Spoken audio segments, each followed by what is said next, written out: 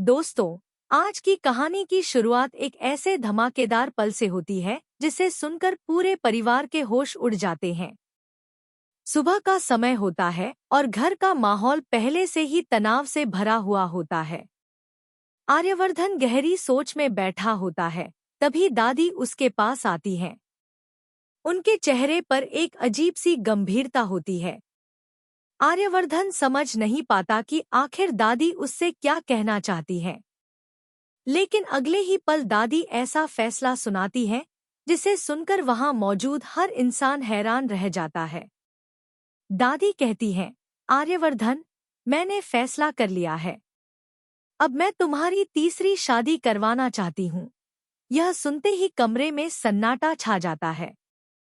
कुछ पल के लिए तो आर्यवर्धन भी दादी की तरफ देखता रह जाता है, लेकिन फिर उसके चेहरे पर एक ऐसी मुस्कान दिखाई देती है जिसे देखकर सब चौंक जाते हैं।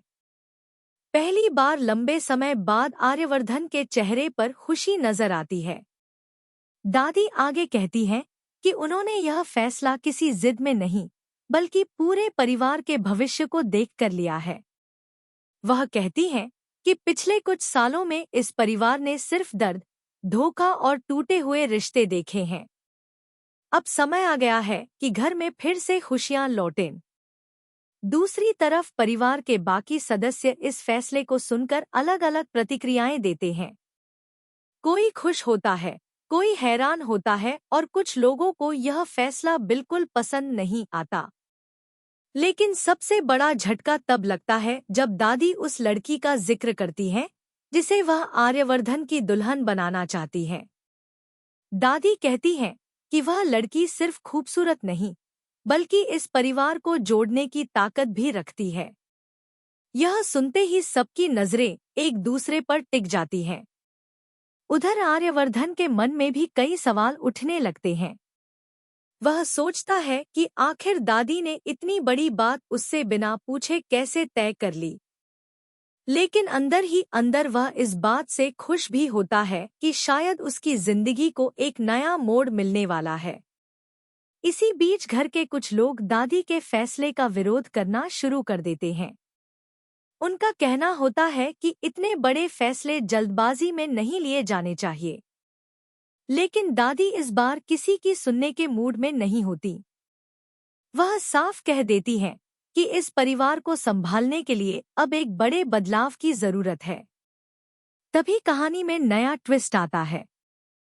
परिवार का एक सदस्य दादी को चेतावनी देता है कि जिस लड़की को वह इस घर में लाना चाहती है, उससे जुड़ा एक बड़ा राज है। यह सुनकर दादी कुछ पल के लिए चुप हो जाती हैं, लेकिन फिर कहती हैं कि हर इंसान का अतीत होता है और वह अतीत किसी के भविष्य का फैसला नहीं कर सकता। दूसरी तरफ आर्यवर्धन भी उस रहस्यमयी लड़की के बारे में जानने के लिए बेचैन होने लगता है। वह दादी से बार बार पूछता है कि आखिर वह लड़की कौन है, लेकिन दादी सिर्फ मुस्कुरा देती हैं और कहती हैं कि सही समय आने पर सब पता चल जाएगा। जैसे जैसे दिन बीतता है, पूरे घर में इसी बात की चर्चा होने लगती है। हर कोई अंदाजा लगाने लगता है कि आखिर दादी किसे इस घर की नई बहू बनाना चाहती है। लेकिन असली धमाका तब होता है जब शाम को दादी पूरे परिवार को हॉल में बुलाती हैं। सबकी धड़कनें तेज हो जाती हैं। दादी एक लिफाफा हाथ में लेकर खड़ी होती हैं और कहती हैं कि आज वह उस लड़की की पहचान सबके सामने बताएंगी। आर्यवर्धन भी उत्सुकता से उनकी तरफ देख रहा होता है। लेकिन जैसे ही दादी लिफाफा खोलने वाली होती है, तभी घर का दरवाजा जोर से खुलता है। एक अनजान महिला अंदर आती है और कहती है, यह शादी नहीं हो सकती। उसकी आवाज सुनकर सब लोग चौंक जाते हैं। दादी के हाथ से लिफाफा गिर जाता है और आर्यवर्धन के चेहरे की मुस्कान गायब हो जाती है। वह महिला दावा करती है कि उसके पास ऐसा सच है जो सिर्फ इस शादी को नहीं, बल्कि पूरे परिवार की नींव को हिला सकता है। अब हर कोई स्तब्ध खड़ा है। दादी की आंखों में चिंता दिखाई देने लगती है, जबकि आर्यवर्धन पहली बार महसूस करता है कि शायद उसकी जिंदगी में आने वाली खुशियां फिर किसी नए तूफान का रूप लेने वाली हैं। और कहानी यहीं सबसे बड़े सस्पेंस पर रुक जाती है। आखिर वह रहस्यमयी महिला कौन है? दादी किस लड़की से आर्यवर्धन की तीसरी शादी करवाना चाहती है? क्या यह शादी परिवार को जोड़ेगी या फिर नए रिश्तों के साथ नए राज और नए तूफान भी लेकर आएगी? आने वाले एपिसोड में भावनाएं, पारिवारिक टकराव, बड़े खुलासे और ऐसे चौंकाने वाले मोड़ देखने को मिल सकते हैं जो पूरी कहानी की दिशा बदल देंगे। लेकिन दोस्तों, कहानी का सबसे भावुक और चौंकाने वाला मोड़ अभी बाकी होता है। जब पूरा परिवार उस रहस्यमयी महिला की बात सुनकर हैरान खड़ा होता है, तभी दादी की आंखों में आंसू आ जाते हैं। वह पहली बार स्वीकार करती हैं कि उन्होंने यह फैसला सिर्फ आर्यवर्धन की खुशी के लिए नहीं, बल्कि उसके टूटे हुए दिल को फिर से जीना सिखाने के लिए लिया था।